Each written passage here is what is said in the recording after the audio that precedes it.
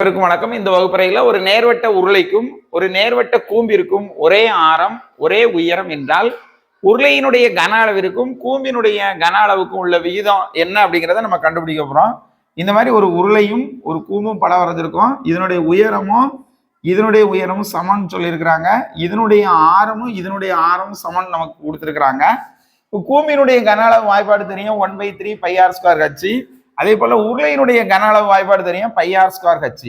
நமக்கு கணக்குல கேட்டிருக்கிறாங்க உருளையினுடைய கன அளவிற்கும் கூம்பின் கன அளவிற்கும் உள்ள வீதம் கேட்டிருக்கிறாங்க. அப்போ முதல்ல உருளையினுடைய கன அளவு நம்ம எழுதணும். அப்போ πr²h இஸ்டு கூம்பினுடைய கன அளவு ரெண்டாவது எழுதணும் 1/3 πr²h.